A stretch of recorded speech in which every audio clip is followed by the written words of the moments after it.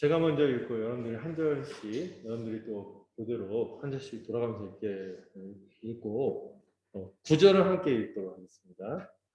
심령이 가난한 자는 복이 있나니 천국이 그들의 것이며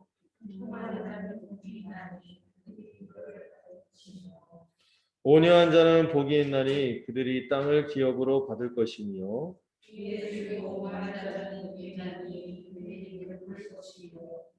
궁일이 여기는 자는 복이 있나니 그들이 궁일이 여김을 받을 것이며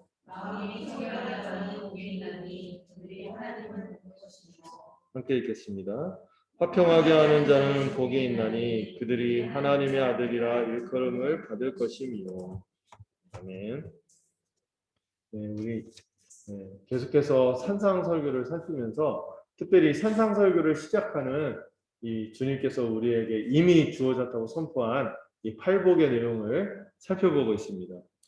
원래는 그냥 한 두세 번에 끝날 줄 알았는데 하나씩 좀 자세히 해주시면 좋겠다, 자세히 하면 좋겠다 해서 하긴 하는데요. 좀 이렇게 제가 좀 공부가 더 필요하구나 준비할 때마다 좀 느끼고 또 공부하고 준비한 만큼 함께 복된 말씀을 같이 누렸으면 좋겠습니다. 같이 화면을 좀 볼까요?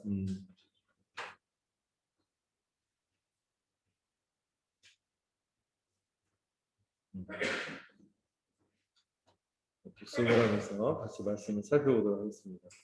산상설교의 전체 주제는 예수님이 우리에게 주실 또 우리 안에서 또 열매를 맺을 이 더 나은 의에 대해서 살펴보고 있다고 말씀드렸습니다. 더 낫다는 것은 비교하는 거죠. 누구하고 비교한다고 했습니까? 서기관과 바리새인. 서기관 하면은 잘 안 하다할까봐 그 카톨릭 성경에서는 율사라고 이렇게 번역을 했더라고요. 율사. 그러니까 뭐 풀면은 율법의 선생, 스승, 율법의 교사. 의 말씀을 가르치고 또 경건하게 살겠다고 몸부림친 사람들이 그 사람들인데 우리가 그 시대에 그 사람들 보면은 굉장히 존경스러웠을 분들인데도 불구하고 예수님은 그들보다 더 나은 의를 가져야만 어디에 갈 수 있다고요? 천국에 들어갈 수 있어요. 그러면 그들보다 더 노력하라는 얘기인가? 사실 그들보다 더 노력하기가 힘들어요. 굉장히 애쓰는 분들이기 때문에 이거는 사람으로서 이루는 의가 아니라 하나님의 의를 우리가 받아야 하며 또 하나님의 의를 받은 자로서 이미 천국 백성이 된 자는 필연적으로 어떤 열매? 의의 열매가 나타나야 한다는 것도 말씀하는 것이 이 산상 설교인 것입니다. 그래서 이거를 많은 사람들이 이 산상 설교를 가르칠 때 약화시키려고 이거를 우리가 약간 지킬 수 있는 수준으로 끌어내리거나 아니면 안 지켜도 되는 그런 뉘앙스로 이 산상 설교를 약화하는 시도가 있었는데 제가 굉장히 좋아하는 목사님 고네포 목사님 그런 얘기 있죠. 이거는 왕의 명령이다. 이거를 실천과 무관하게 생각하는 것은 마귀의 시도일 수 있다. 그래서 이거를 정말 이거를 우리가 이건 불가능한 일이야 이런 게 아니라 우리의 것으로 하는 것이 아니죠. 누구 것으로? 우리 주의 것으로 할 수 있다. 우리 주께서 우리를 그렇게 살 수 있도록 은혜를 베푸실 것을 기억하며 또 출발점은 뭐예요?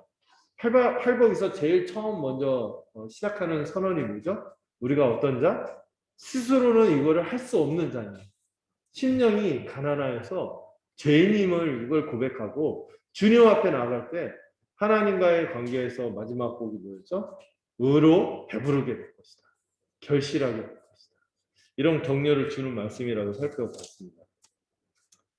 제가 지금 오늘 7복이네.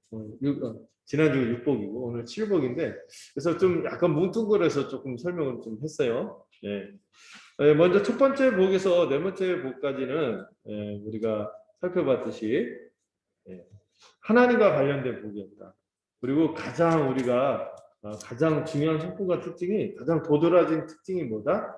심령이 가난하다는 것이죠. 일단 내가 안 된다는 것을 알아야 돼요. 서기관과 바리새인들처럼 자신만만하고 내가 이거 하고 이런 태도는 천국 백성과 거리가 멀죠. 정말 나는 어린아이처럼 주님의 은혜를 의지합니다. 그 의존함. 이게 되게 중요한 특징이라고 했습니다.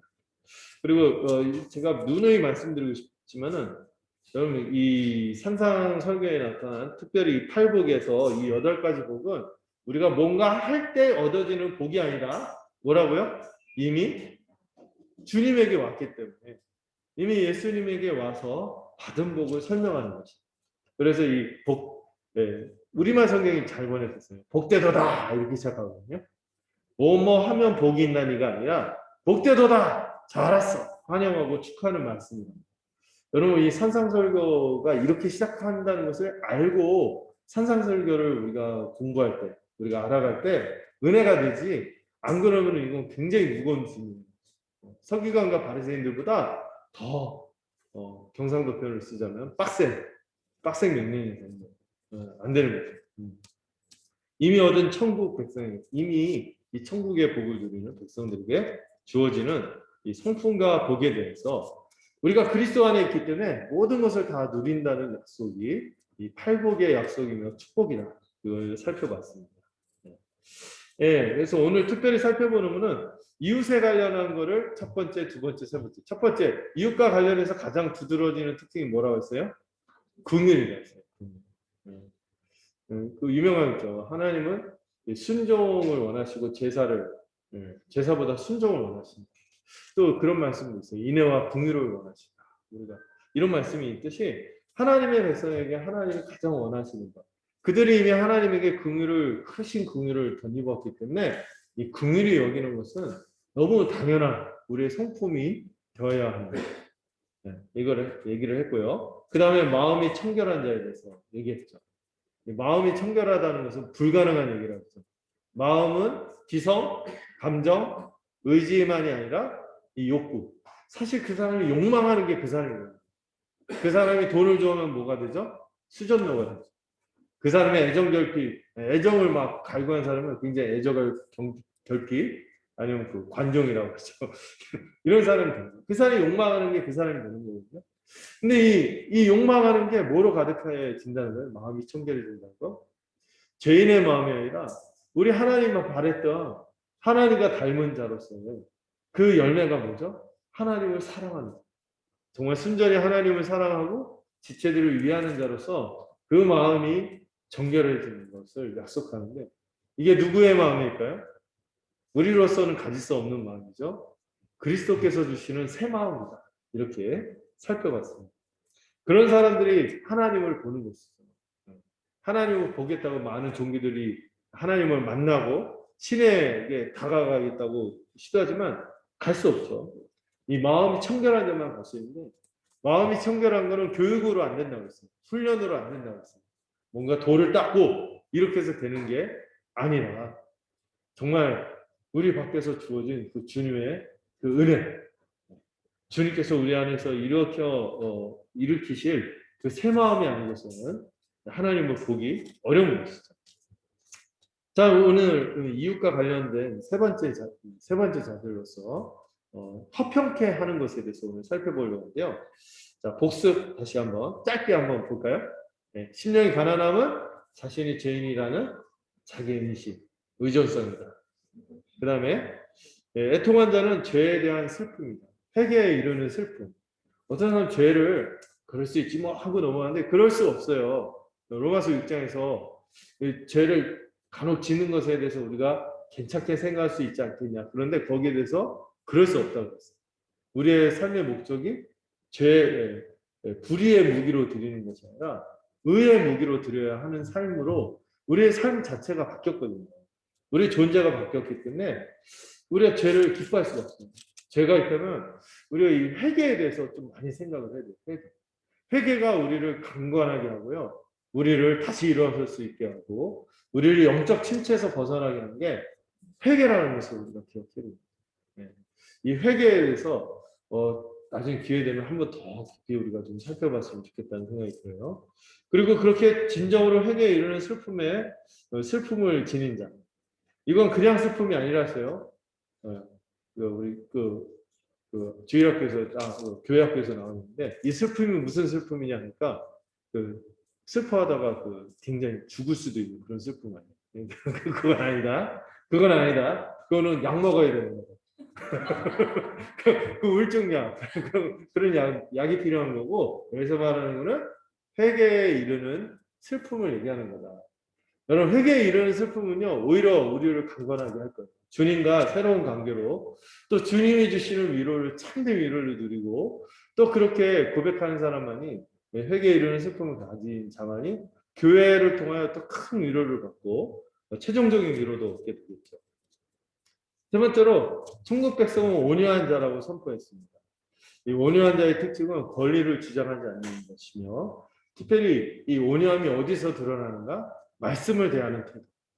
그 말씀을 순전하게 이렇게 받는 모습이 온유한 자라고 했고 교회에서 가장 두드러지게 드러나야 할 성품이 뭐라고 했습니까? 이 온유함이라고 했어요. 교회 다니는 사람이 거칠면 안 돼요. 어떤 분은 막 포기한 듯이 그렇게 말하는 목사님 봤거든요. 예수도 생긴 대로 믿더라. 그래서 예수 믿는데 원래 거칠고 막 이런 사람들은 이게 이제 계속 이렇게 잘 안 거칠게 계속 가더라 하는데 그렇게만 보기는 어려워요. 새 생명이 우리 안에 주어졌고 우리가 이렇게 변화라는 거 멀리서도 보고도 느껴져야 되는 거잖아요. 그리고 교회 생활을 하는데 이런 게 안 고쳐진다고요? 교회 생활의 핵심이 뭐라고 했습니까? 의리와 눈치입니다. 이 사람들과 의리를 지키기 위해서 이 사람들하고 사는 삶의 결이 닮아지고 같아지고 같이 또 눈치껏 살피고 자신의 부족한 것들 누가 말해서 그런 게 아니라 이 사람들을 사랑하니까 이 사람들과 함께 하고 싶으니까 맞춰가다 보면 그런 게 성품으로 나오지 않을까요? 저는 이 교회로 살 때 이 성품이 더 단련이 되는 것 같아요. 온유함이 우리 안에 나타나야 합니다. 이게 뭐 좀 거칠지 않았으면 좋겠어요. 참 약간 느렸으면 좋겠어요. 답답하다는 소리를 들어도 급하게 막 무능하게 막 이렇게 하다가 우리가 많은 실수와 사람들의 마음을 다치게 하거나 이렇게 할 때가 많은데 저도 참 급할 때가 많거든요. 특히 먹을 때. 먹을 때 급해갖고 항상 이제 하다 보니까 여보 나 못 먹었는데 진작 얘기하지. 레스나 이미 툴레이트. 뭐든지 빠른 게 좋은 것 같진 않아요. 뭔가 하기 전에 생각 깊이 하고 이게 느리게 가는 게 좋은 것 같습니다. 이 교회적인 성품은 다른 사람의 연약함, 또 느리고 또 사람들이 잘하는 게 그렇게 생각만큼 빨리 되지 않거든요. 그것에 대해서 좀 여유를 가지고 이렇게 하는 거예요. 이 사람에게 생명이 있다는 것이 확인이 된다면 같이 마음을 하고 있다는 게 확인이 되냐면 우리는 더디가더라도 함께 품어주면서 가는 것이 온유합니다. 온유. 이런 사람들은 세상에선 답답하다고 하지만 오히려 하나님 나라에서는 아주 최고를 치는 성품이고 그리고 역설적인 축복이 주어진다. 다 이렇게 살면 손해보고 다 잃어버리는 것 같지만 오히려 다 가진 자로서 살아간다는 것이 온유한 자가 누리는 축복이라고 말씀을 드렸어요. 항상 이 온유한 자만 가면은 너무 훅 들어가는 것 같아요. 너무 이게 제가 중요하다고 생각해서 저 자신이 온유하지 않았기 때문에 그렇다고 지난주에도 말씀드렸죠. 정말 중요한 성품인 것 같아요. 그 다음에 하나님과 관련해서 이 의에 줄이고 목마른 자 자신이 가난하며 이 실제로 이 죄인으로서의 슬픔을 간직하고 하나님의 말씀을 겸손하고 온유하게 받은 자들은 하나님이 주실 의에 대해서 줄이고 목마르게 됩니다. 갈망하게 됩니다. 이것을 이 의의 정의를 내릴 때 하나님과 바른 관계를 맺는 것이며 이웃에게 의를 또한 행하기를 갈망하게 되는 것이 의를 가진 자의 특징이라고 말씀드렸습니다. 의가 이렇게 발음이 힘들죠. 제가 경상도 쪽이 아닌데 막 그러잖아요.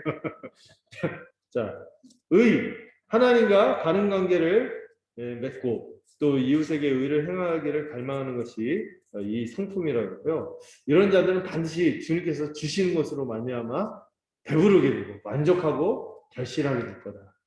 이런 비전을 주님께서 주셨어요. 자, 이제 다섯 번째 긍휼히 여기는 복에 대해서 말씀드렸는데 이것도 오해하면 안 된다 했죠. 내가 긍휼히 여기 때문에 하나님이 나를 긍휼히 여기나? 그렇게 이해하면 안 되고 이미 큰 긍휼을 우리가 받았어요.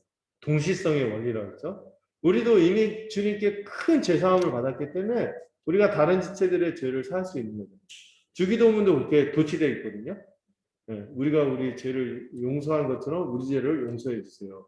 이렇게 표현하지만 이미 전제된 죄 용서, 죄 사함, 또 이미 전제된 긍휼이 있는 거예요. 이건 동지성의 원리로 설명을 해야 되는 것이죠. 그리고 이 긍휼의 본명이 뭐라고 했습니까? 연영구. 연민의 마음, 용서하려는 의지, 구제하려는 행동이 이 긍휼로 표현이 되고 있다. 이런 사람들에게는 주님의 더 큰 일이 임할 거라고, 큰 긍휼이 임할 거라고 말씀드리고요. 지난주에 마음이 청결한 자에 대해서 살펴봤습니다. 이 마음이 청결하다는 것은 사실 불가능해 보이지만 우리 스스로가 이 마음을 청결하려고 한다면 안 되는 것이지만 우리에게 누구의 마음이 주어진다면 그리스도의 마음, 새 마음, 우리를 위하여 또 대신하여 죽기까지 하신 그 주님의 마음이 우리의 마음이 됩니다. 주님이 가셨던 그 십자가의 길을 우리도 따라가며 또 그 순전한 마음으로 하나님과 이웃을 사랑하며 살아가는 자에게 그렇게 그리스도를 통하여 우리 하나님을 볼 것이며 우리가 십자가에 나타난 그리스도를 통하여 하나님을 보는 거죠. 우리를 대신해서 죽는 그 모습을 통하여 진정한 하나님을 발견하는 것이고 또 이 죄를 그냥 넘어가시지 않는 이 공의로우신 거룩하신 하나님을 우리가 십자가를 통해서 보듯이 우리 주님을 통하여 보듯이 이 복음을 아는 자들은 저는 새 마음으로 이 그리스도와 또 교회로 살아가면서 하나님을 볼 것이며 스스로가 하나님의 얼굴이 되어서 하나님을 보여줄 자로 살아갈 것이라고 말씀을 드렸습니다. 그래서 제가 지난주 참 묵상하면서 좋았던 게 저도 좋았거든요. 우리가 이 땅에서도 희미하게 우리가 서로 사랑하면서 우리가 충분히 속을 알지 못하고 충분히 이렇게 하지 못할 것들이 있지만 그나마 이렇게 우리가 희미하게나마 우리의 지금의 삶에서 이 사랑의 흔적들이 나타나지 않는다면 다음 세상에서도 보기 어렵다.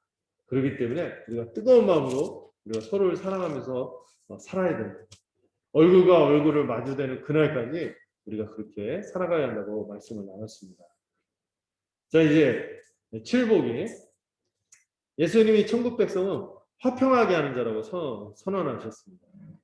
이 문맥을 좀 살펴보면은 죄를 슬퍼하고요, 돌이키고 겸손하고 온유한 심령으로 의를 구하는 사람은요, 긍휼을 행하게 되어 있고요, 마음이 청결해진 자로서 그 사람의 이웃과의 관계에서 뚜렷하게 삶에 나타나는 특징이 뭐라고요? 화평을 추구한다. 화평을 추구하는 것이죠. 여러분 신앙생활 하는데 막 누구랑 막 말싸움하는 거 좋아하고 막 트집 잡는 거 좋아하고 막 이렇게 하고 막 해서 왠지 한마디라도 상대에게 막 생채기 좋아하고 막 이런 사람이 신자일까요? 신자이기 어렵죠. 신자라면은 화평을 추구하는 거죠. 마음이 청결하고 긍휼을 행하고 빨리 반응하자. 이런 사람들이 이 화평을 추구하는 것인데 특별히 이 마음이 청결하고 순전하고 진실한 사람은요 거짓된 평화를 추구하지 않습니다. 막 그러면 교회에서는 늘 화평하고 세상 사람들은 늘 맨날 싸움박질하고 싸우는 거 그런 건 아니죠. 근데 그러나 세상에서 누리는 화평은 세상에서 소위 누리는 그 편안함 이런 것들은 임시적인 거나 아니면 인위적인 것이거나 굉장히 거짓될 때가 많아요. 대부분 어떤 이해관계가 있을 때 이것이 유지되고 이렇게 되는 것이죠. 근데 이 천국 백성은 참된 화평을 누릴 뿐만 아니라 참된 화평을 가져올 수 있는 자라고 설명합니다.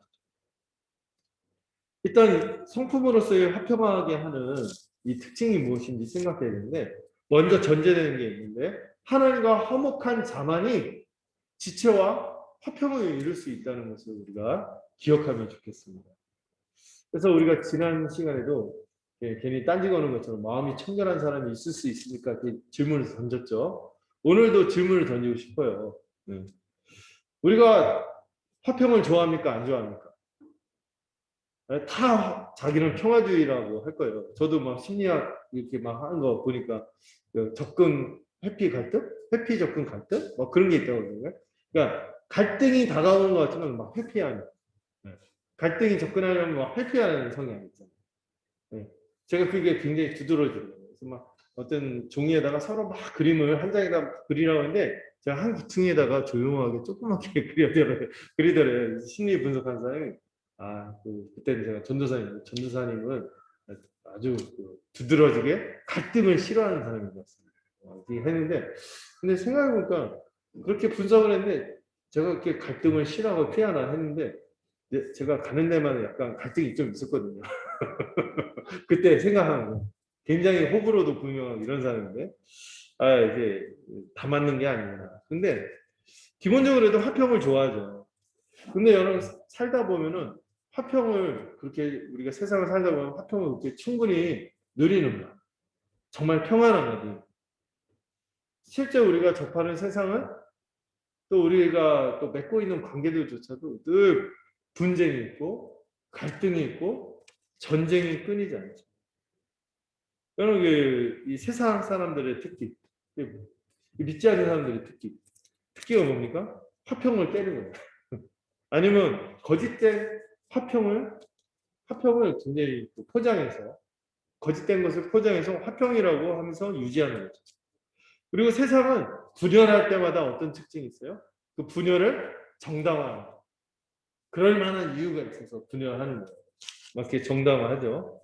나름의 정당성을 주장하고 명분을 내세우긴 하지만 사실 들여다보면 그 이면에 다 뭐가 있어요? 자기한테 불리하니까. 이기심에 이렇게 하는 것이죠.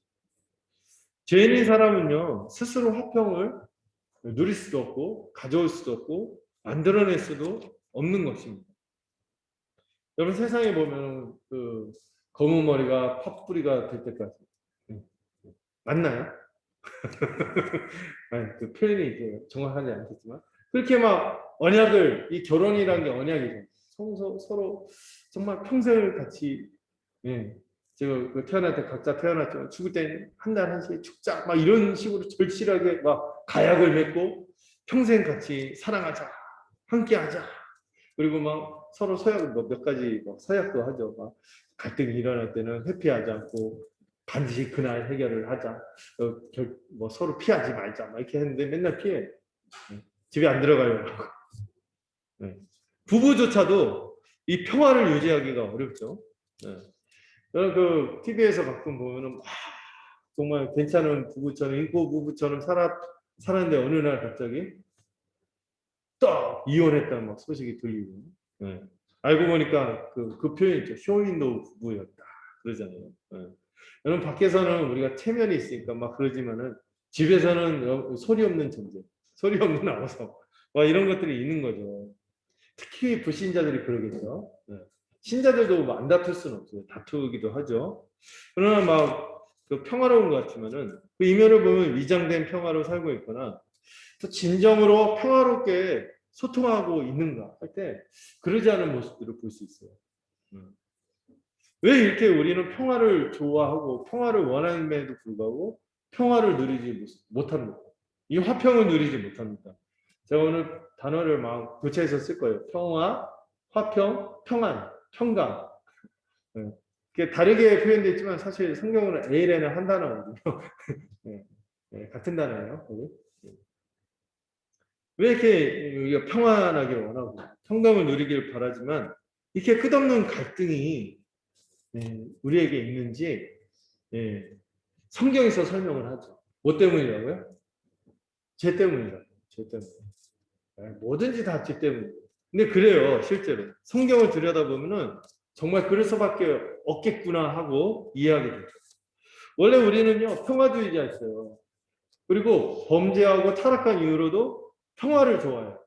그러나 평화의 열매를 맺지 못합니다. 원래 하나님은 우리에게 바랬던 삶은 뭐였어요? 샬롬, 평강을 누리면서 안식을 누리면서 사는 것이 주님의 바람이었죠. 그리고 우리가 사람을 딱 두 종류로 만들었잖아요. 남자와 여자로 만들었고 서로 고유한 개성이 있음에도 불구하고 한 몸으로 여기면서 뼈 중에 뼈, 살 중에 살. 이건 뭐예요? 일체감을 느낀다는 거죠. 다른 사람이 아니라는 거예요. 아프냐? 나도 아프다. 뭐 이렇게 살아가는 게 이제 그냥 뭐 그때는 물론 아픔이 없었겠지만 좋냐? 니만 좋냐? 막 이런 이런 식으로 노래도 있다고 그러더라고요. 근데 좋냐? 나도 좋다. 이게 원래 사람에게 바랬던 인생이죠. 서로 돕는 배필로 살아가기를 바라셨고 정말 이 샬롬을 누리면서 살기를 원하셨어요. 우리가 지극히 서로 사랑하며 평강을 누리는 존재가 되기를 원하셨던 것이죠. 그러나 창세기 3장에서 우리가 봤듯이 하나님께 순종하지 않고 범죄한 결과가 어떻게 됐어요? 먼저 범죄하자마자 누구와 원수가 됐습니까? 하나님과 원수가 된 거예요. 하나님과 원수가 되었고 또 죄를 짓자마자 그게 뼈 중에 뼈, 살 중에 살은 어디 갔어? 아담이 그 부인을 바라보면서 뭐라고 합니까? 하나님께서 주셔서 나와 함께 한 여자 바로 그가. 그 뉘앙스 차이가 확 느껴지죠. 읽자마자. 범죄하자마자 자기 아내에 대해서 표현한 게 뼈 중에 뼈, 살 중에 살은 어디 가고 자기만 빠져나가기 위해서 책임이 또 누구에게 있다는 거야? 하나님에게 있습니다. 하면서 동시에 이 여자 나하고 상관이 없다. 일천에 하나님께서 주셔서 나와 함께 한 바로 그가. 그래서 막 타자화한다고 그러죠. 전혀 다른 사람인 거죠. 상관없는 사람인 것처럼 밀치기 시작했어요. 범죄하여 하나님과 멀어지면은 나타나는 현상 중에 대표적인 현상이 뭐냐면은 하나님과의 분리는요. 곧장 누구와의 분리? 우리가 모두 하나님의 형상으로 지어졌잖아요. 이 하나님의 형상이 다른 지체들과의 분리로 필연적으로 이어지는 것입니다. 범죄한 현상 중에 하나가 이 남자와 여자라는 대표적인 인류의 대표들이 서로 갈등하고 반목하기 시작이 된 것이죠. 그래서 그들이 이들이 이 저주를 주님께서 이 저주받고 있다는 것을 저주한 것이 죄로 인해서 저주한 것도 있지만 그들이 이 죄로 인해서 나타난 현상을 이 저주로 표현하신 거예요. 뭐예요? 남자는 여자를 억압하고 다스리려고 해요. 여자는 남자를 원한다고 했는데 그 원하는 게 I want you 뭐 이런 게 아니에요. 잡아먹으려고. 다시 내가 그 주도권을 뺏기지 않으려. 다시 내가 그 사람을 억압하려. 지배와 피지배의 악순환의 관계가 시작이 된 것이죠. 서로 다름이 축복이 아니라, 다양한 하나님께서 주신 축복이 아니라, 다른 것을 경계하고 틀림으로 인식하고 정죄하기 시작하고 갈등이 시작이 된 거죠. 안타깝게도 이 죄로 인한 갈등이 세대를 넘어가면 넘어갈수록 어떻게 됐어요? 더 짙어집니다.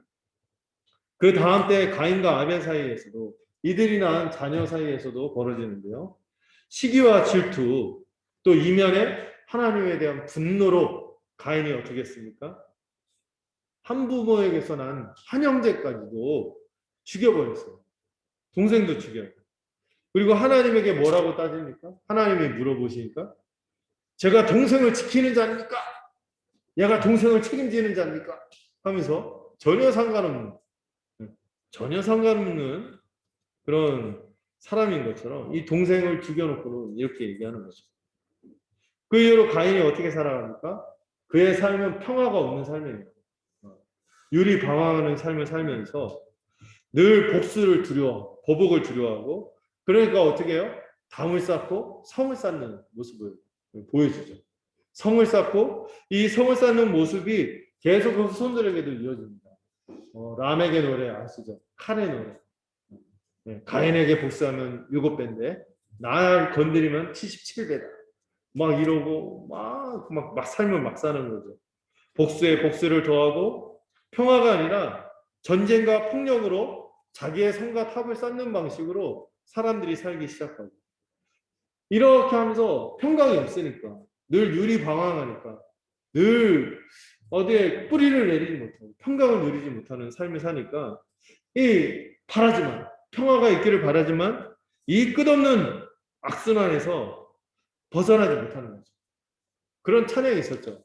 세상은 평화 원하지만 전쟁의 소식은 늘어간다. 네. 약간 시저가 되네요. 죄송해요. 노래를 잘하고 싶은데 안 되네. 자, 이 세상은 평화를 원해요. 그러나 실제로 늘어가는 건 전쟁의 소식만 늘어가죠. 저희 2000년에 저 참 인상 깊은 장면이 월드컵 있기 전에 2000년인가요? 그때 이제 김대중 대통령 이제 김정은 김정은 아니죠? 그때 김정일이었나요? 하도 오래된 일이래. 20년 전이니까. 그때 막 평화 분위기가 되고 그 이후로도 막 평화 분위기가 막 됐죠. 그리고 막 뭐가 설치됐어요? 남북한 간에 연락사무소가 설치가 됐었죠. 그리고 막 같이 손잡고 막 이번 대통령도 손잡고 막 그 경계선 넘어가고 막 이렇게 했을 때 야 드디어 이 한반도의 평화가 찾아오는구나 했는데 웬걸 착해 보였던 그녀가 그렇게 독한 줄 몰랐네. 갑자기 하루아침에 그냥 뻥 그냥 건물을 다 부서뜨리고 평화 분위기는 잠시 사라져버리고 이 폭발 사건이 굉장히 인상적이었거든요. 저도 이 굉장히 우리나라가 아직은 그런 휴전 상태지 통일이 오지 않아 평화가 오지 않았구나 하는 걸 인식한 사건이에요. 여러분 뭐 미국 얘기하고 이거 얘기할 필요 없이 우리나라만 해도 정말 세상에서 제일 우리 국민들이 제일 담대한 것 같아요. 제일 위태로운 것 중에 하나인데도 이렇게 살아가고 있다는 거죠. 근데 뭐 이런 대외적인 거 얘기하지 않고 여러분들 집에만 들어가도 얼마나 분쟁이 많습니까? 평화가 많습니까? 여러분 그 믿는 우리도 그런데 안 믿는 분들은 더 어떻겠어요? 우리는 그래도 이 가족을 하나님께서 주신 축복으로 여기고 살아가는데 그런 생각도 없고 언약 관계라는 생각도 없는 사람들 얼마나 더 그렇게 살겠어요. 근데 여러분 이 평화를 원하지만 우리는 평화를 만들어낼 수 없기 때문에 그래서 누가 오신 거예요? 평화의 왕이신 예수님이 오신 거죠. 이사야 선지자가 9장 6절부터 7절까지 이사야서에서 벌써 이 오실 메시아 예수님에 대해서 예언하면서 그분에 대해서 뭐라고 묘사합니까? 네. 평강의 왕이다. 평강을 가져올 평강의 왕이라고 했습니다. 또 그분의 정사, 그분의 다스림은 어떻게 펼쳐질 것이다? 평강의 더함이 무궁한 그런 세상을 가져올 것이다. 구약 성경에서도요. 예수님에 대해서 예언하면서 그분이 뭘 가져올 거라고요? 샬롬, 평강을 가져올 것이라고 예언하셨어요. 그뿐만 아니라 예수님이 이 땅에 나실 때 제일 그 가난함으로 고통받고 소외받는 계층 중에 하나였던 이 목자들이 천사들의 합창을 들었어요. 천사들의 찬송을 듣는데 뭐라고 고백합니까? 천사들이 예수님의 탄생을 보면서 높은 곳에는 하나님께 영광이고 지금 이 땅을 살아가고 있는 우리들에게 하나님이 기뻐하실 하나님 구원할 사람들에게 뭘 가져다 주실?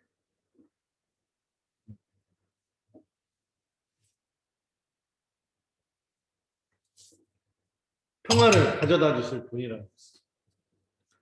약간 인터벌이 주니까 집중 효과가 좋은 것 같아요. 의도한 건 아니었지만 하나님이 기뻐하시는 사람들 중에 이 평화를 가져오십니다. 여러분 우리 예수님이 오셔서 평화만 가져오시진 않죠. 어떤 본문에 보면 내가 평화를 가져온 걸로 생각하지 않아. 칼도 가져왔다. 이건 뭐냐면은 예수님이 가져오시는 세상에 들어가기 위해서 우리가 갈등도 불가피해요. 그런데 우리가 이 갈등을 조장하는 게 아니죠. 세상 사람들이 우리를 고난을 주고 어려운 면이 있지만 우리가 갈등을 조장하는 거죠. 그렇지만 기본적으로 주님의 오심은 뭐를 이 땅에 이루시기 위한 오심? 평화를 주시기 위한 오심이라는 것이죠. 자, 그뿐만 아니라 베드로가 이방인들에게 복음을 딱 전하면서 뭐라고 고백을 하냐면 이 온 세상의 주인이 되신 예수 그리스도로 말미암아 지금 베드로가 처음으로 이방인에게 복음을 전하는 상황이거든요. 사도행전 10장이 누가 회심한 사건? 로마 백부장 고넬료가 회심했을 때 이 고넬료에게 복음을 전할 때 기쁘게 전한 것도 아니에요. 대충 전하는 느낌인데 그런데도 꼭 한 말이 있죠. 예수님이 무엇을 전하셨다? 화평의 복음을 전하셨다. 화평을 전하셨다. 복음이 있는 곳에는 화평이에요. 화평. 화평의 복음을 전했다고 얘기했고, 또 예수님께서도 친히 제자들, 바로 우리죠. 우리에게 말씀하시면서 우리에게 뭘 주신다 그랬어요?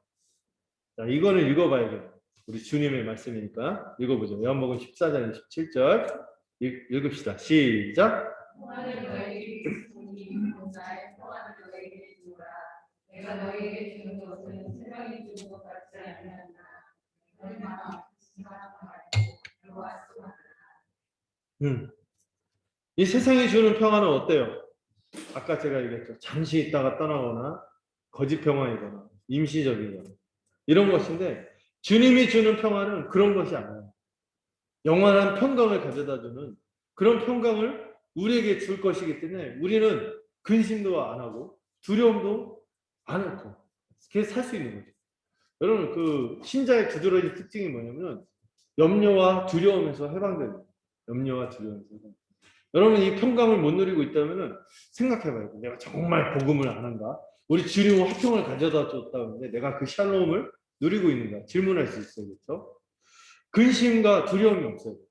반대로 불신자들, 안 믿는 분들의 두드러진 특징이 뭐냐면 근심과 두려움 아니겠습니까? 그분들의 삶에 이끌어가는 에너지가 뭐냐면 염려와 두려움일 때가 많아요.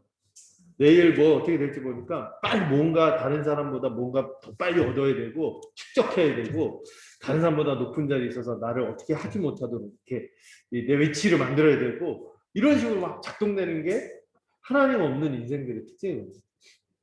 고매한 척하지만 그런 명예와 어떤 도덕성 이런 것도 교묘하게 뒤에서 다른 사람들에게 영향력을 끼치고 자기를 이렇게 해하지 않기 위해서 하는 경우도 많죠. 근데 신자의 특징이 뭐라 했어요? 천국 백성의 특징은 근심과 두려움이 없는 거예요. 무서워. 화평이 그 안에, 평강이 그 안에 있는 사람이 신자의 두드러진 특징인 것입니다. 그러면 이 예수님이 이 평강, 이 평안을 우리에게 어떻게 주셨나요? 이것을 우리가 좀 더 묵상을 했으면 좋겠어요. 네. 여러분, 골로새서 1장 21절, 22절 보면은 네. 전에 악한 행실로 멀리 떠나 마음으로 원수가 되었던 우리, 이제는 그의 무엇으로? 육체의 죽음, 그분의 십자가로 말미암아 하나님과 화목하게 하셨다. 여러분, 우리에게 이 평강이 있을 수 있는 것은 먼저 하나님과의 관계에서 우리가 어떻게 되었기 때문에 화목이 이루어졌기 때문에 가능한 거예요. 하나님과 화목이 안 이루어졌으면요, 그 영혼의 근본적인 구멍, 하나님의 진노와 심판에 대한 그 잠재되어 있는 두려움 때문에 온전히 살 수 없어요. 알죠? 우리는 지난 여름 우리가 뭔가 한 걸 알고 있죠. 그에 대해서 뭔가 대가가 따를 거라는 두려움이 있는데, 근데 예, 완전히 주님께서 우리 대신에 십자가에서 죽으셨어요. 이 대속의 죽음으로 우리가 하나님과 근본적인 평강을 누리게 된 거예요. 화목을 누리게 된 거예요. 원래 마음으로 원수가 되었어요. 하나님과 원수 되었을 뿐만 아니라 누구와도 원수가 됐어요. 우리 서로에게도 원수가 되어서 살았는데 이제 예수님의 십자가 죽음이 화목하게 하셨다. 그래서 우리가 거룩하고 흠이 없고 책망할 것이 없는 사람으로 하나님 앞에 서도록 하셨다는 거예요. 이 평강이 주어졌기 때문에 이 평강을 뺏기지 않는 거예요. 주님이 이루신 거죠. 우리가 어떻게 해서 우리가 유지하는 게 아니라 주님이 주신 것이기 때문에 이 평강을 뺏길 수 없습니다. 이 십자가 죽음을 통한 하나님과의 화목은 영원토록 우리가 간직할 수 있는, 아무도 뺏을 수 없는 거죠. 그리고 로마서 5장 1절. 그러면 이 예수님이 이루신 이 하나님과의 화목을 우리가 어떻게 누리냐? 뭐로 누립니까? 5장 1절. 우리가 뭐로? 믿음으로 누리는 거예요.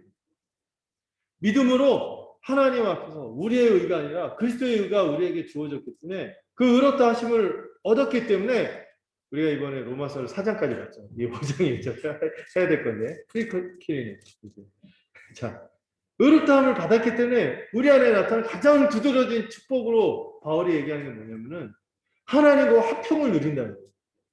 하나님과 앞에 섰을 때 우리가 하나님 나를 왠지 미워할 것 같고 싫어할 것 같고 제가 한번 옛날에 교회 가는 거보다 만화방 가는 거 되게 좋아했거든요. 만화방 가는 걸 사랑했어요.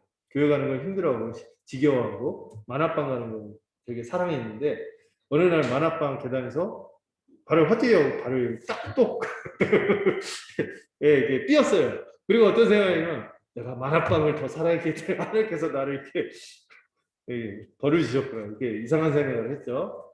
근데 여러분 이게 왜냐면은 하나님과의 근본적인 이 복음으로 인한 하나님과의 근본적인 화평을 못 누리면은 이상하게 그런 생각을 하고 살아요. 뭔가 잘못하면 내가 뭔가 일이 잘못되거나 하면 그 두려움이 있어요. 근본적인 두려움이 있어요. 근데 여러분 신자에게서는 이제 더 이상 하나님의 자녀가 되기 때문에 뭘 누립니까? 이미 그리스도 안에서 우리가 의롭다함을 얻었기 때문에 그 믿음으로 서 있는 자들은 하나님과 어떤 화평을 누려요? 뺏기지 않는 그 근본적인 영원한 화평을 누린다는 사실을 기억하시기 바랍니다. 자, 이거 좀 긴 말씀인데 이건 좀 여러분들 읽어주시면 좋겠어요. 고린도후서 5장 18절부터 20절까지인데요. 읽어보죠. 시작.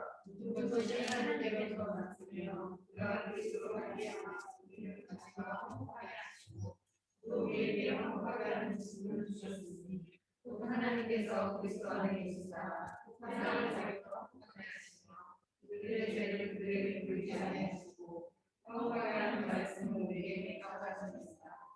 이러므로 우리가 그리스도를 의지하여 자신이 되어 하나님이 우리를 구하여 너희를 공연하신 것 같이 그리스도를 의지하여 전하니 너희는 하나님과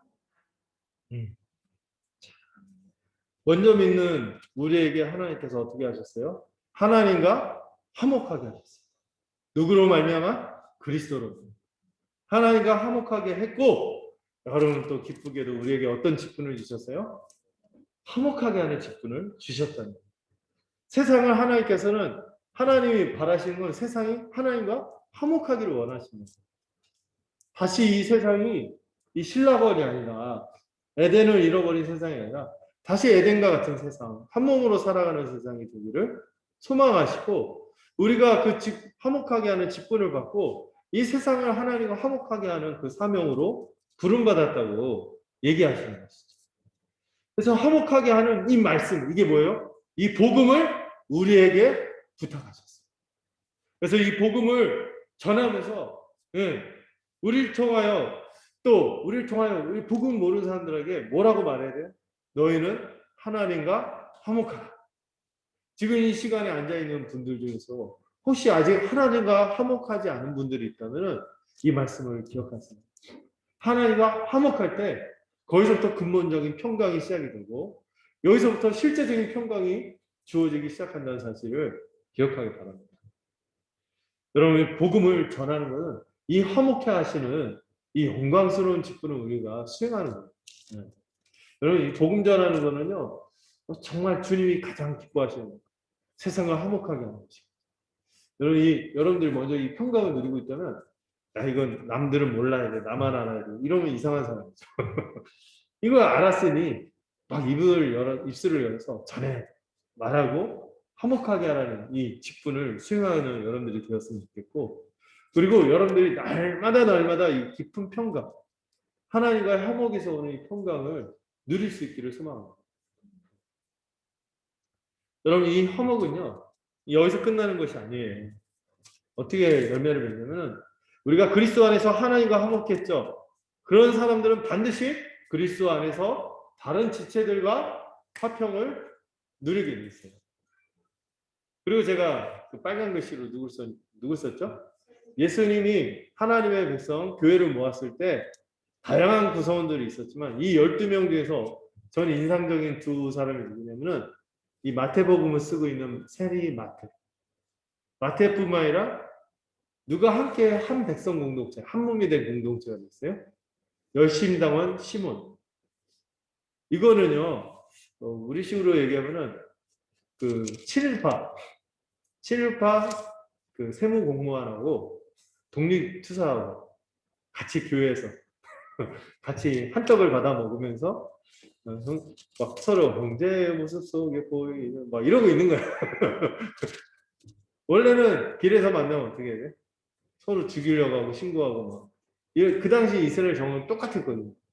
세리는 완전히 친로마에다가 민족의 고유를 빠는 그런 사람이었고, 근데 이 사람이 돌이켰어도 여러분 이 사람이 과거에서 돌이켜도 이 과거에 살았던 이 죄된 흔적들이나 기억들은 여전히 좀 약간 그 본인에게도 상처가 되고 다른 사람들이 좀 남아있는 그런 게 있잖아요. 그리고 이 시몬은요 가정 화평과 상관없는 인물이죠. 하나님 나라를 뭐로 이룰 수 있다고 믿었던 사람들이 열심당원들, 폭력으로, 전쟁으로, 갈등으로 이룰 수 있었다고 생각하고 투쟁적으로 살았던 사람들이죠. 전투하고 막 칼을 늘 차고 다녔대요. 열심당원이죠. 그 칼을 차고 다녀서 민족을 배신하거나 하나님에게 이렇게 한 사람들 그 자리에서 처단한다면서 칼을 차고 다녔다고 해서 열심당원. 그게 뭐냐면 그 비누아스라는 사람이 우상숭배하는 사람 죽였잖아요. 그 사람처럼 비누아스의 열심으로 이 민족의 배신자들을 처단하고 이 땅의 악인들을 처단하고 이 땅에 평강을 가져오겠다 하는 이 과격한 사람들. 그 사람이 시몬이란 말이에요. 가장 화평하고 거리가 먼 사람이에요. 지금 어디 있어요? 예수님 말씀 듣고 앉아갖고 우리는 하나 이러고 있는 거예요. 예수님이 가져온 복음은 이런 능력이 있는 거죠. 이런 세리마태도 여기 와서 복음서 쓰고 앉아있고 또 여심당원 시몬이 세례와 어깨를 같이 맞대면서 같이 한 상에 둘러 앉아서 같이 한 떡을 주고 먹으면서 밥상 공동체로 사는 이게 이루어져요. 하나님과의 화목을 이룬 사람들은 반드시 이런 화목이 우리의 삶 속에서 나타날 거예요. 여러분, 이 출신이 세리였던 마태하고 열심당원인 시몬도 이렇게 한 몸이 되어서 화평을 누리면서 살아간다면 더더욱 우리는 어떠해야 합니까? 하나님과 화목을 누린다고요? 우리 지체들과의 태도에서 여러분 막 지체들과 뭐 약간 마음이 안 좋았어. 또 이렇게 얘기를 했는데 착 걸리는 마음이 있어. 그런데 발 뻗고 잔다? 그럼 그런 사람은 저는 신자가 아닐 수도 있다는 생각이 들어요.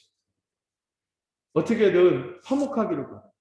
화평하기를 바라는 게 우리의 마음이 들어요. 그래서 저도 참 극복해낸 제가 그 잔정이 부족하거든요. 제가 참 배워요. 아내한테 잔정이 많거든요. 근데 살아가는 게 보니까 잔정으로 살아가니까 제가 너무 몸을 입고 살아가는 것에 너무 몰랐어요. 어떤 명분, 어떤 뜻 이런 걸 가지고 막 살아가야지 뭐 지사적으로 막 살아가서 세상을 더 나아가자 막 이런 객기 이런 거 좀 있었었는데 살다 보면 그런 게 아니었어요. 주님 우리에게 공동체를 허락하셨고 한 몸으로 살아가고 우리에게 정을 주고 받으면서 또 우리가 서로 평화롭게 살아가는 거예요. 여러분 어렸을 때 그 스머프 있잖아요. 스머프. 그 스머프만. 그런 평강이 있는 이런 삶을 원하셨단 말이에요. 우리마저도 만약에 평강을 누리지 못하고 갈등을 이렇게 아무렇지도 않게 하고 이렇게 한다면 안 되는 것이죠. 예수를 믿는 공동체는 샬롬의 공동체입니다. 화평의 공동체입니다. 우리는 이걸 기뻐해야 합니다. 그리고 이 화평을 이루기 위해서 애써야 되는 것이죠. 그 일을 위해서 주님이 에베소서 2장 14절, 17절까지 한번 같이 읽어보죠. 그는 우리의 화평이신지라 둘로 하나를 만드사 원수된 것 곧 중간에 막힌 담을 자기 육체로 하시고 법조문으로 된 계명의 율법을 폐하셨으니 이는 이 둘로 자기 안에서 한 세 사람을 지어 화평하게 하시고 또 십자가로 이 둘을 한 몸으로 하나님과 화목하게 하려 하심이라. 원수된 것을 십자가로 소멸하시고 또 오셔서 먼데 있는 너희에게 평안을 전하시고 가까운 데 있는 자들의 평안을 전하셨으니.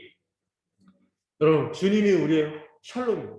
주님이 우리의 화평이신데 그분이 어떻게 이 화평을 이루셨어요? 자기 육체로 하셨어요. 십자가로 우리에게 화평을 가져다 주셨어요. 그 십자가의 보혈의 능력이 보혈의 효과가 두 가지로 나타났어요. 이 보혈의 이중 효과, 이중 작동 이렇게 유명한 신학적인 표현이 있어요.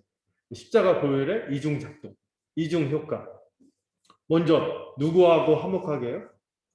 하나님과 화목하게 할 뿐만 아니라 이 보혈이요, 이 능력이 넘쳐서 하나님과 화목하게 할 뿐만 아니라 우리를 한 몸으로 만들어서 한 세 사람으로 만든다는 화평을 누리게 한다는 먼데 있는 너희, 이건 뭐예요? 원래 결코 섞일 수 없었던 이방인들이 유대인하고 이방인은 전혀 인류는 두 종류거든요. 하나님의 언약을 먼저 받았던 유대인과 그리고 이방인이거든요. 그런데 이런 사람들이 이제 한 백성이 됩니다. 한 몸이 되고 같이 화평을 누리고 샬롬을 누리는 한 몸이 됐어요. 이게 뭐로 인해서 일어난 일이에요? 십자가로 인해서 일어난 일. 십자가에서 주님이 죽으실 때 여러분 성전에서 어떤 일이 일어났습니까? 천정 휘장이 위에서부터 아래로 찢어졌습니다. 하나님과 화목이 이루어지게 됐을 뿐만 아니라 이제 그 거룩과 부정 안의 경계를 나누던 모든 것들이 이제 십자가로 다 정결하게 되므로 이제 유대인은 더 깨끗하고 이방인은 좀 이등심이 이런 거 없어요. 이제 누구 안에서 그리스도 안에서 화평을 누리는 한 백성이 됩니다. 이거를 영어로 one new man, 한 새 사람이다. 그래서 가장 우리가 확실하게 누리는 게 뭐예요? 화목함과 화평함이에요. 하나님과 화목함을 누린 사람은 십자가 그늘 아래서 살아가는 모든 사람은 하나님과만 화목한 것이 아니라 누구하고도 우리가 서로 한 몸으로 화평을 누리며 사는 것이 아주 분명한 진리라. 복음의 진리. 예수님께서도요, 이 제자들이 맨날 싸움박질하고 누가 크냐 막 이러고 있고, 네. 그리고 이런 일도 있었죠. 서로 막 예수는 난 너희 위해서 십자가에서 죽으러 간다 이러고 있는데 서로 누가 크냐. 예수님이 영광 찾으면 응? 내가 1등이다. 난 영의정. 너는 저기 그 서리보. 이러고 있는 거예요. 예수님께서 그러지 말라고 얘기하고. 또 어떤 일도 벌어졌어요? 집단 일기주. 주님 보니까 우리하고 함께하지 않은 그룹인데 딴 그룹인데 주님의 이름으로 귀신을 쫓아내던데요. 그래서 저희가 못하게 막았습니다. 이걸 막 자랑해요. 주님의 이름으로 주님의 영광을 높이면서 귀신을 쫓아냈으면 칭찬했는데 자기들의 기득권에 속하지 않고 자기들이 먼저 왔고 자기들이 이미 교제권 형성했는데 나중에 굴러온 돌이 이렇게 한다고 해서 배타적으로 본 거예요. 그때 주님이 무시무시한 얘기하는 거예요. 너희가 그 지체에게 범죄하면은 눈을 빼야지만 범죄한 눈은 빼야지만 지옥에 안 가고 범죄한 손은 잘라야지만 지옥에 안 간다. 연자 맷돌에 차라리 소자를 시험 들게 하고 그렇게 다른 사람 배척하고 평강을 깨뜨리고 이렇게 살면은 차라리 연자 맷돌에 그 물에 빠져 죽는 게 나을 거다. 이런 얘기하면서 끝에 이 말씀 나왔어요. 50절. 소금은 좋은 것이라되 만일 소금이 그 맛을 잃으면 무엇으로 이를 짜게 하라. 너희 속에 소금을 두고 서로 화목하라. 이 소금이 무엇인지 여러 해석이 있는데 저희 소금은 아무래도 이 성령으로 인해서 우리가 한 몸이 돼요. 그래서 맛을 내는 공동체가 되는 것으로 많이 봅니다. 그래서 우리가 이미 예수님을 믿어서 한 백성이 되는데 이 집단 이기주의에 빠져도 있거나 서로 시기하고 질투하고 있거나 뭐 이러면은 얼마나 부끄러운 일이에요. 이 소금을 두고 서로 화목하라. 또 구약에 보면 소금 언약이라고 있고 영원한 하나님 나라를 받은 사람들이 소금 언약을 받았다. 이렇게 또 제사장들이 받은 언약에 대해서 얘기할 때 이 중보자로서의 역할을 하는 제사장들에게 이 소금 언약을 받았다는 얘기를 하거든요. 레위인 언약을. 이게 다 뭐냐면 하나로 한 백성으로 살아가는 공동체. 이 공동체로서 우리가 묶여졌는데 이걸 기억하고 우리가 화목해야 된다. 또 성령께서 우리를 하나로 묶으셨기 때문에 화목하다는 것이 당연한 거죠. 여러분 우리 몇 명 안 되는데 우리 안에서도 화목하지 않고 맨날 뒤에 뭐 갈등 있고 누구 파 무슨 파 그 시나리오를 얘기해 볼까요? 혹시 가상 절대 일어나면 안 되는 시나리오 호성파, 송천파, 익산파, 인우파 얼마나 웃깁니까 이게 에코시티파 나중에 혁신도 생기면 있겠다 혁신파 근데 그런 거 없는 거예요. 다 하나로 그냥 묶여지는 거예요. 묶여져서 화목하게 살아가는 거예요.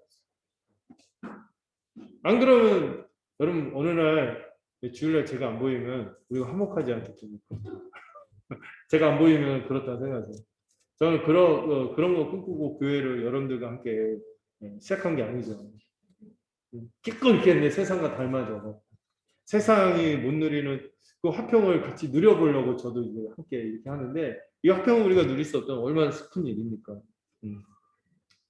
근데 우리가 우리 안에서도 화평을 누려야 되겠지만 로마서에 보면은 우리가 세상 밖에 있는 사람들과도 될 수 있으면 이 주님의 화평을 누리는 자로서 하나님과의 화목을 누리는 자로서 우리가 서로 화평을 누린다면 할 수 있거든 모든 사람과 더불어 화목해야 된다.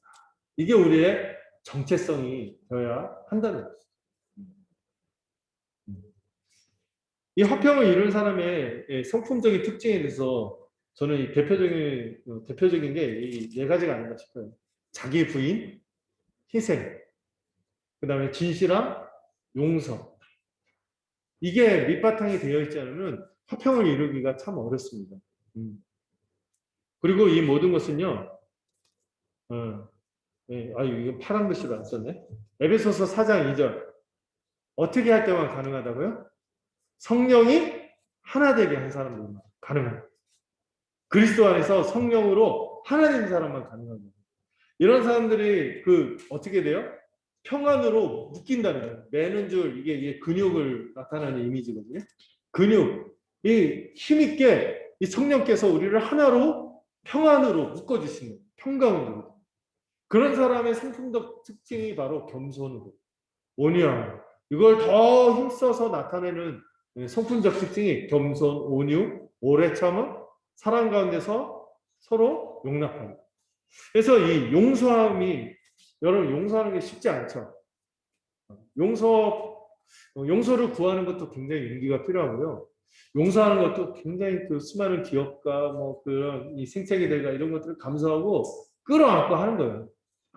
여러분 우리 주님이 먼저 피투성이로 우리 끌어안고 용서하셨어요. 그렇기 때문에 우리도 그 용서로 살아가는 거죠. 오래 참음 정말 중요한 자질이죠. 여러분 화평을 이루는 자질에서 오래 참음이 정말 중요해요. 나는 참을 만큼 참았어. 이런 사람일수록 제가 보니까 분노 조절 장애자들이 자제하는 표현이 참을 만큼 참았어. 별로 안 참았어. 갑자기 어떤 자매가 했던 말이 생각이 나네요.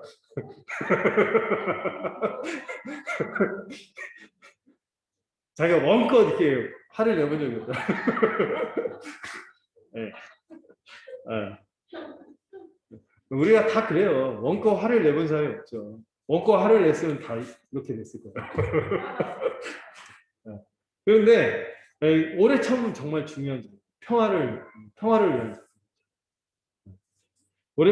근데 오래 참는데 여러분 이 오래 참는 게 참는다고 능사가 아니에요. 참도록 하시는 주님의 새 마음이 있어요. 이걸 은혜를 구해야 돼요. 어떤 마음이 생길 때 주님께 간구하고 이걸 가지고 우리의 영적 싸움은 대부분 이거예요. 이걸 가지고 싸우는 거예요. 그리고 여러분 제가 이영 목사의 예를 들었죠. 굉장히 옛날에 바로 다혈질이거든요. 그분 바로 반응이 나오는데 어느 순간 우리가 실수하고 그래도 한참 지나서 그렇게 한 다음에 차분하게 정리해서 다 우리 잘 할 수 있도록 얘기를 해주더라고요. 그런 마음이 있고 미운 마음이 들고 하면 얘기를 하잖아요. 기도하고 미운 마음이 들면 얘기를 하지 않고 그 자리에서 대화를 딱 멈추고 나중에 얘기합시다 하고 이렇게 하더라고요. 우리도 이런 오래 참고 좀 인내하고 이런 자질이 있었으면 좋겠어요.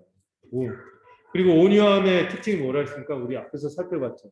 온유함의 특징은 자기 권리를 주장하지 않는 거예요. 자기를 주장하지 않는 거예요. 자기의 이익을 생각하지 않는 거죠. 자, 야고보서 3장 17절 18절도 너무 중요한데요. 이것도 한번 같이 읽어보겠습니다. 시작.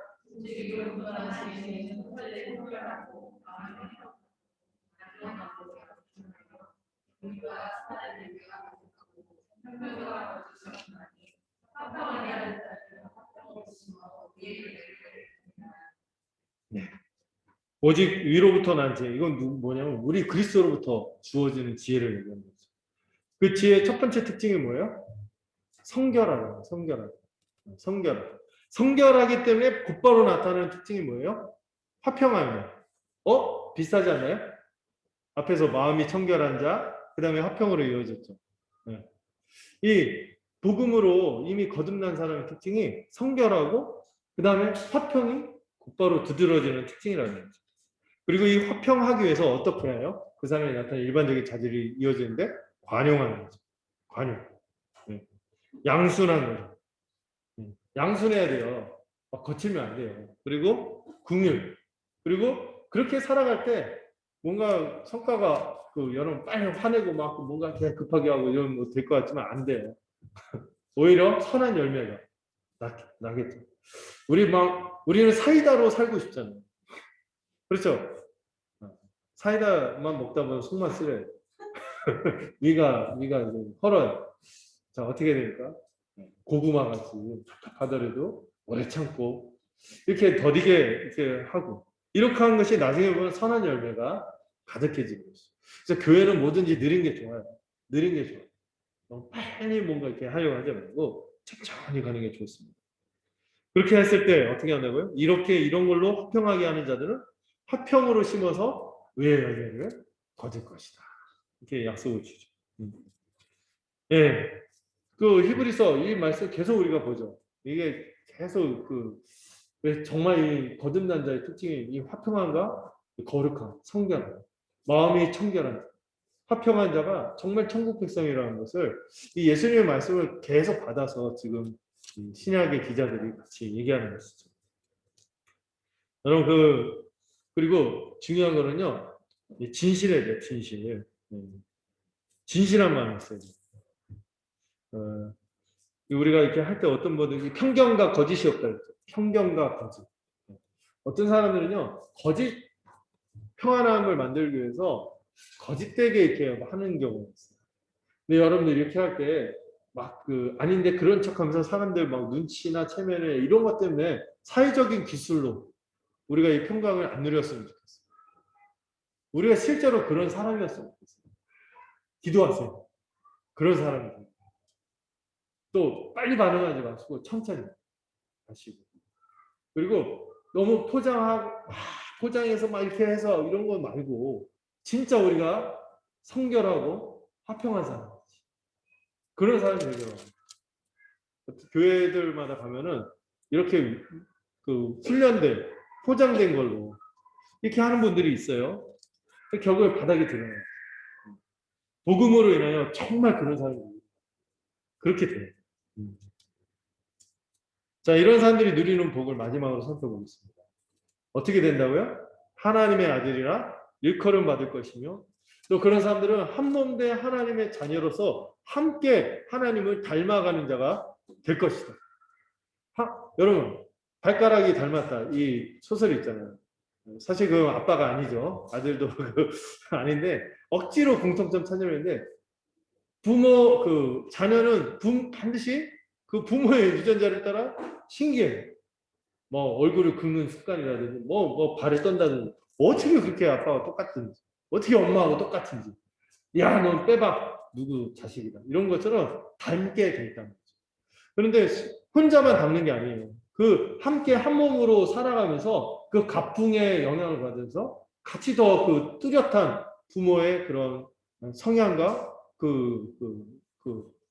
풍족 이런 것들을 그대로 따라가는 거죠.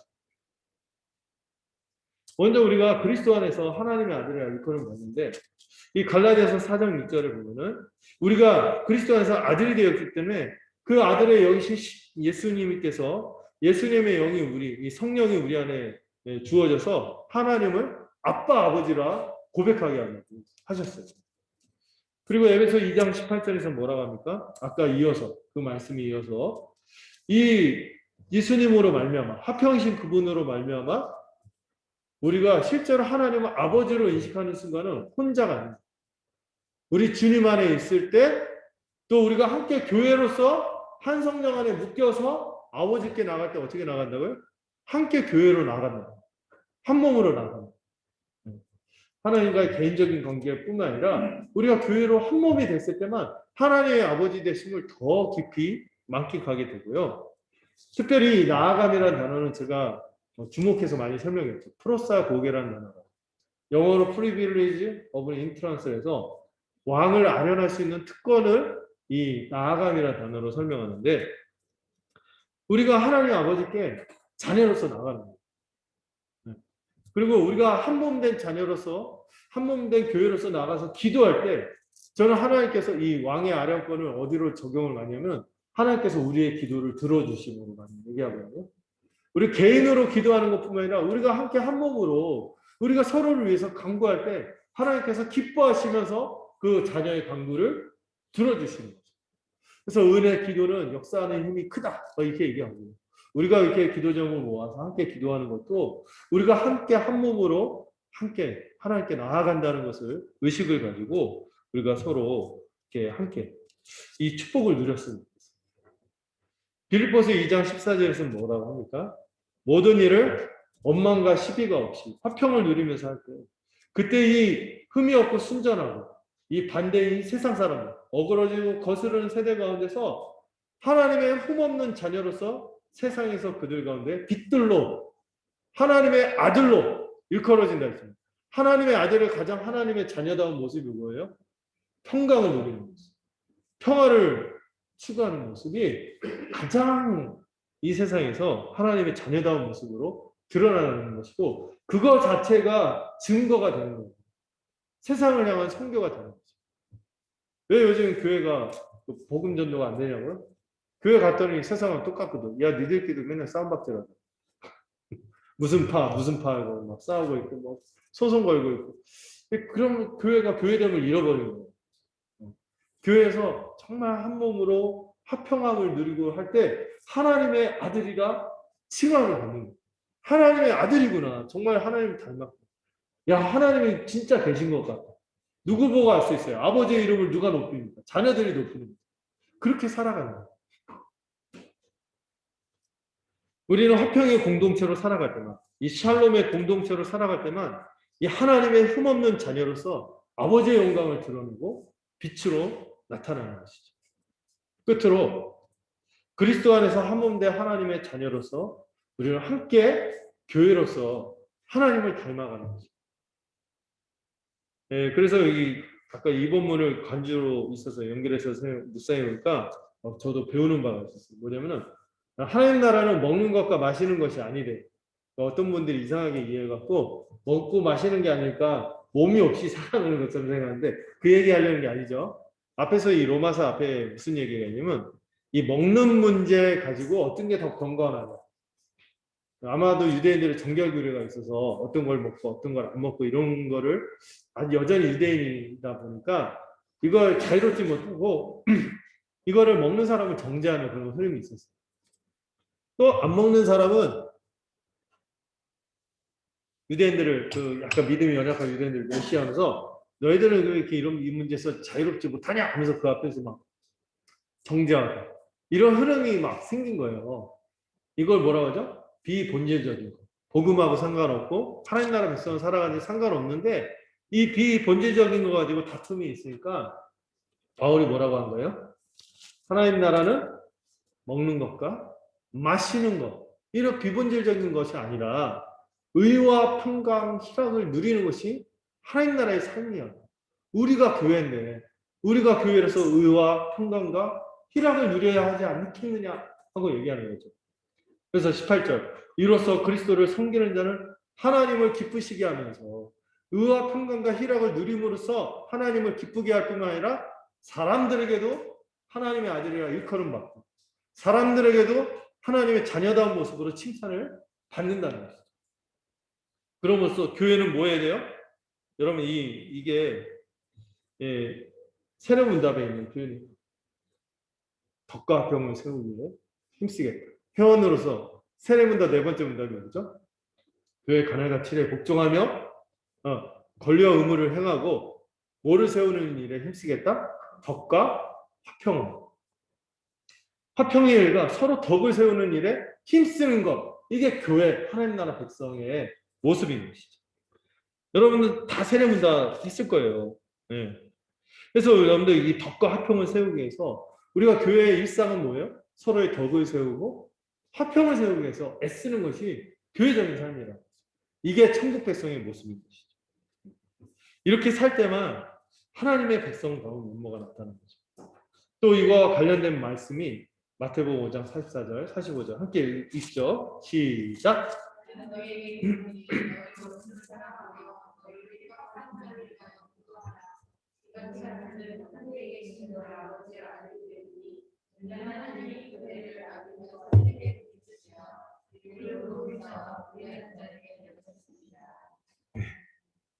우리에게 결국 궁극적으로 이 화평의 자질이 세상에서도 이렇게 나타나서 하나님의 자녀다운 모습이 뭐예요?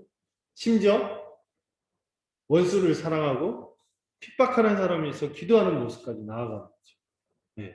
하나님이 이렇게 일반적으로 이렇게 화평을 추구하며 사람들에게 호의를 베푸시는 것을 기억하고 우리도 그런 자질을 가지고 살아야 하는 것이죠. 우리 교회는 하나님을 닮아서 세상과의 관계에서도 이렇게 분쟁이 없기 위해서 애써야 하는 것이죠. 그래서 여러분 제가 이걸 인용하지 않는데 로마서 8장에 보면은 피조물들이 고대한다. 이 땅의 피조물들이 간절히 핫수 고대하면서 기다리는 거예요. 뭘 기다려요? 하나님의 아들들이 나타나는 것을 기대한다. 왜? 이 하나님의 아들들이 뭘 가져오기 때문에 샬롬의 세상을 만듭니다. 샬롬의 공동체가 되어서 이 땅 가운데 샬롬이 나타나기 때문인 것이죠. 여러분, 말씀을 맺겠습니다. 우리가 긍휼을 입었나요? 그리고 그리스도를 믿음으로 마음이 청결해졌다면은 당연히 우리에게 나타나는 모습이 뭐라고요? 화평을 누리는 뿐만 아니라 화평을 추구하는 인생이 된다는 것이죠. 화평을 추구하는 공동체로 살아간다는 것이죠. 여전히 우리 마음에 화평이 없습니까? 염려와 두려움으로 가득하여 있습니까? 이거를 복음과 교회를 통해서 다시 이 평강을 주목하고 누렸으면 좋겠습니다. 주님께서 이 평강을 우리에게 주시기 위해서 십자가에서 죽으셨죠. 우리는 그 주님을 믿고 주님 안에서 하나님과 화목을 누리는 사람에게 이 뺏기지 않는 평강, 영원한 화평을 맛보게 되는 것이죠. 또 우리는 교회로서 샬롬의 공동체, 화평의 공동체로 살아갑니다. 이 성령으로 우리를 거룩하게 변화시키고 우리를 또 하나 되게 하는 성령으로 말미암아 우리는 화평을 누릴 수 있는 존재가 되었습니다. 이를 누리는 사람만이 세상이 보기에도 하나님의 아들로 보일 것이며 우리 자신도 하나님의 아들로서 자녀로서의 확신을 가지고 살아가겠죠. 그리고 여러분, 신자만, 이 화평의 복음을 믿는 신자만이 기도할 때마다 아버지 되신 주님 품 안에서 진정한 만족과 진정한 응답의 소망을 품고 힘있게 기도하면서 능력 있게 살아갈 거예요. 그리고 교회만이 세상에 참된 화평이 무엇인지 증거하는 공동체로 우뚝 설 것입니다. 그리고 우리는 하나님을 닮아가는 교회로 살아가면서 우리가 지금도 누리고 있는 화평으로 말미암아 세상에서 하나님의 성품을 드러내는 이 샬롬의 공동체가 되기를 간절히 소망합니다. 기도하겠습니다. 하나님 아버지, 화평하게 하는 자는 이미 주님께서 그 인생을 불쌍히 여기시고 십자가 보혈의 은혜로 하나님과 화목하게 하셨기 때문에 그 마음속에 평강이 주어졌으며 지체들과 화평을 누리는 자라고 오늘 말씀을 통해 배웠습니다. 이 화평을 누리고 또 화평을 추구하는 자만이 하나님의 자녀로 그 인생이 나타나며 또 하나님께서 그 인생을 복주시고 또 화평을 드러내면서 살아가는 인생만이 하나님이 기뻐하시며 또 세상이 보기에도 거기에 하나님이 나타나는 것을 인정하고 고백하며 또 그 스스로도 증거한다는 것을 말씀을 통해서 살펴봤습니다.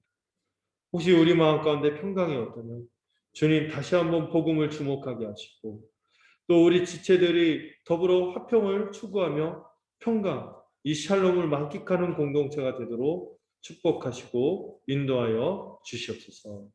모든 것을 주님께 부탁드리옵고 예수 그리스도의 이름으로 기도드렸습니다.